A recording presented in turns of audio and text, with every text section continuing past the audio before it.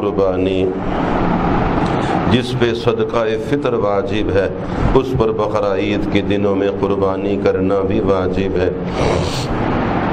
اگر اتنا مال نہ ہو جس پر صدقہ فطر واجب ہوتا ہے تو اس پر قربانی بھی واجب نہیں ہے، لیکن پھر بھی اگر قربانی کرے تو بڑا ثواب ہے۔ قربانی صرف اپنی طرف سے کرنا واجب ہے، اولاد کی طرف سے واجب نہیں ہے، بلکہ اگر نابالغ اولاد مالدار بھی ہو تب بھی اس کی طرف سے قربانی کرنا واجب نہیں ہے، نہ اپنے مال سے نہ ان کے مال میں سے، کیونکہ اس پر واجب ہی نہیں ہوتی ہے۔ لیکن اگر والد صاحب اپنے مال میں سے اپنی نابالغ اولاد کی طرف سے بھی قربانی کریں، ان کا حصہ بھی ڈالیں، ان کے لیے بھی قربانی کی ترتیب بنائیں تو بڑے اجر کی بات ہے، مستحب ہے۔ بیوی اور بالغ اولاد مالدار ہوں تو ان کو اپنی طرف سے خود قربانی کرنا واجب ہے۔ بیوی اور بالغ اولاد مالدار ہوں، شوہر بیوی کے لیے اور بالغ اولاد کے لیے اپنی پاس سے قربانی کے جانور لائے تاکہ وہ بھی قربانی کریں، یہ بھی جائز ہے۔ جو بیٹا والد صاحب کے ساتھ والد صاحب کے کاروبار میں لگا ہوا ہے اور کاروبار میں اس کا اپنا حصہ اور ملکیت کچھ نہیں ہے تو اگر اس کے علاوہ بیٹے کے پاس قربانی کا نصاب ہو تو اس پر بھی قربانی واجب ہے، اگر نہیں ہے تو پھر واجب نہیں ہے۔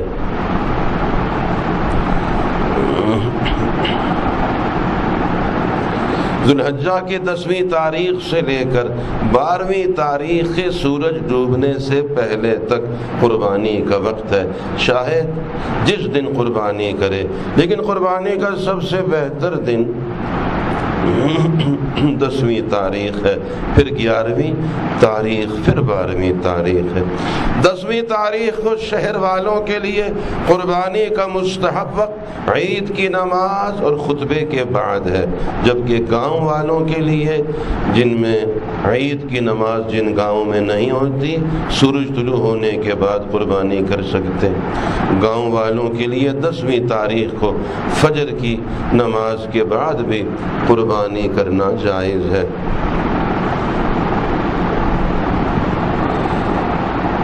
امام صاحب عید کی نماز پڑھا چکے ہیں لیکن ابھی خطبہ نہیں دیا انہوں نے، تو کسی نے قربانی کر دی تو جائز ہے۔ عید کی نماز ہو گئی، ابھی خطبہ باقی ہے، اتنے میں کسی نے قربانی کا جانور ذبح کیا تو جائز ہے۔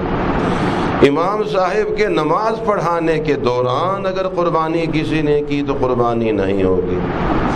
اگر کسی عذر کی وجہ سے یا کوئی عذر نہیں تھا مگر پہلے دن یعنی 10ویں تاریخ کو عید کی نماز نہیں ہوئی تو سورج کے زوال سے پہلے قربانی جائز نہیں ہوگی، البتہ زوال کے بعد جائز ہو جائے گی، اور دوسرے دن جب عید کی نماز پڑھی جائے تو نماز سے پہلے بھی قربانی جائز ہے دوسرے دن۔ اگر عید کی نماز بھی پڑھ لی پھر لوگوں نے قربانی بھی کر دی، بعد میں پتہ چلا کہ یہ تو غلطی ہو گئی، 10 ذوالحجہ نہیں آج تو 9 ذوالحجہ تھی، ہم نے ایک دن پہلے ہی عید کی نماز پڑھ دی، ایک دن پہلے قربانی کر دی۔ چاند دیکھنے میں غلطی ہو گئی تھی،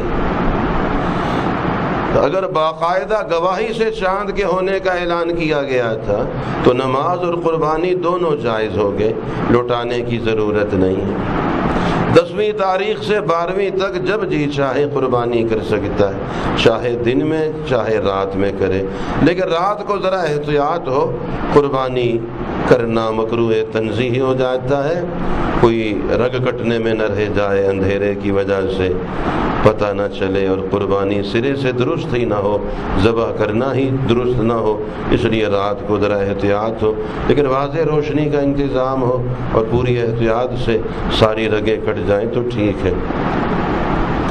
اگر کوئی آدمی خود شہر میں رہتا ہے لیکن اپنی قربانی کا جانور کسی گاؤں میں بھیج دیتا ہے تو وہاں اس کی قربانی عید کی نماز سے پہلے بھی درست ہے، اگرچہ وہ خود شہر میں ہی موجود ہو، ذبح ہو جانے کے بعد اس کو منگوا لے اور گوشت استعمال کر لے۔ البتہ اپنی قربانی میں گوشت کھانے کی نیت نہ ہو۔ بتائیے بیٹا، گوشت کھانے کی یہ نیت کا بڑا اثر ہوتا ہے. اگر نیت یہ کی ہوئی ہے کہ گوشت کھائیں گے پھر تو سارا اجر ہی ضائع ہو جاتا ہے. آپ کی کیا رائے ہے؟ گوشت تو ویسے بھی کھانا ہے نا, نہیں کھانا ہے, پھینکنا تو نہیں ہے, مگر نیت گوشت کی کر لی تو اجر ضائع ہو گیا. نیت تو اللہ جل شانہ کے حکم کو پورا کرنے کی, اللہ جل شانہ کے رضا کی نیت ہونی چاہیے. بھی بڑا مسئلہ ہے. اگر بڑا جانور ہے, 7 آدمی شریک ہیں, قربانی کرتے ہیں, اور کسی ایک کی نیت بھی گوشت کھانے کی ہو گئی, پھر بھی بڑا مسئلہ بن جائے. 6 کی نیت اچھی ہے, ایک آدمی کی نیت خراب ہے, پھر بھی بڑا مسئلہ ہے. تو اس میں غفلت بہت ہو رہی ہے. حصہ ڈال دیں گے, حصہ ڈال دیں گے. اب حصہ ڈالا مگر پھر آگے کیا ہوا؟ آگے ہمارے لیے کوئی اجر و ثواب کا حصہ, اس میں سے گوشت کا حصہ تو آ جائے گا, ثواب کا حصہ دوسرے سے نہیں. اس اعتبار سے یہ مشترکہ قربانی میں یہ ایک بڑی نازک بات بھی ہے. تو بڑے جانور میں, گائے, بھینس, اونٹ میں 7 آدمی شریک ہو کر قربانی کرتے ہیں. لیکن شرط یہ ہے کسی کا حصہ 7ویں حصے سے کم نہ ہو. سب کی نیت قربانی کی ہو یا عقیقہ کی ہو, گوشت کھانے کی نیت نہ ہو. عقیقے کا حصہ بھی قربانی کے جانور میں ڈالا جا سکتا ہے. اگر کسی کا حصہ 7ویں حصے سے کم ہوگا تو کسی کی بھی قربانی درست نہیں ہوگی. مثلا 8 آدمیوں نے مل کر ایک گائے خریدی, اس کی قربانی کر دی تو بالکل درست نہیں ہے. کسی کا بھی حصہ اس میں پورا نہیں ہے, کسی کی طرف سے بھی قربانی نہیں ہوئی ہے, کیونکہ ہر ایک کا حصہ 7ویں سے کم ہے. اسی طرح ایک بیوہ اور اس کے لڑکے کو ترکہ میں گائے ملی, اس مشترکہ گائے کی قربانی تو درست نہیں ہوئی, کیونکہ اس میں بیوہ کا حصہ 7ویں حصے سے کم ہے. گائے اونٹ میں بجائے 7 حصوں کے صرف 2 حصے ہوں, یعنی 2 آدمی مل کر ایک گائے یا اونٹ ذبح کریں, اور اس طرح دونوں میں سے ہر ایک کے حصے میں 3.5 حصے ہوتے ہیں, تو یہ جائز ہے, کیونکہ دونوں میں سے کسی کا حصہ 7ویں حصے سے کم نہیں ہے. اسی طرح اگر 3 یا 4 یا 5 یا 6 آدمی مل کر ایک گائے کی قربانی کریں تو جائز ہے. 4 آدمیوں نے مل کر 4 بکریاں یکساں قیمت کی خریدی, اور ہر بکری پر ان میں سے ایک کا نام لگائے بغیر ان 4 کو ذبح کر دیا, تو 4 کی قربانی ہو گئی.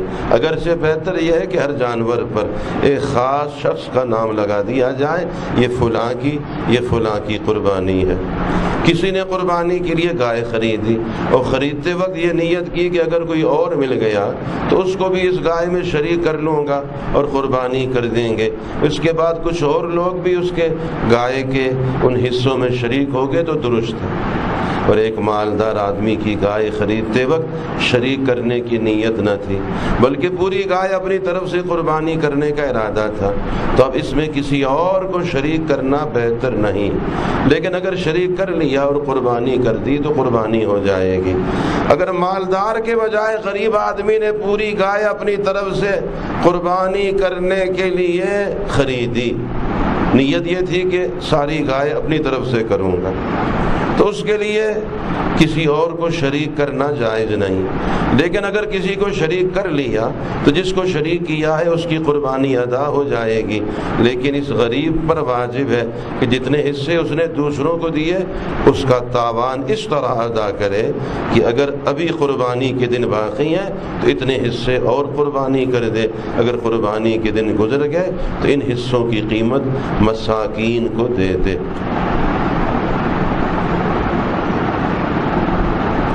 ایک شخص نے اپنی قربانی میں پوری گائے یا پورا اونٹ ذبح کیا تو کل کا کل واجب قربانی میں شمار ہوگا, اور اگر ایک شخص نے اپنی قربانی میں 2 بکریاں ذبح کی تو ان میں سے ایک واجب اور ایک نفل ہو جائے گی. 7 آدمیوں نے قربانی کے لیے بڑا جانور خریدا، مثلا گائے خریدی، پھر قربانی کا دن آنے سے پہلے ان میں سے ایک فوت ہو گیا، تو اگر اس کے وارثوں نے جو سب بالغ ہیں میت کی طرف سے قربانی کرنے کی اجازت دے دی تو سب کی قربانی درست ہو جائے گی، اور اگر اجازت لینے سے پہلے باقی شرکاء نے قربانی کر دی تو کسی کی قربانی درست نہیں ہوگی۔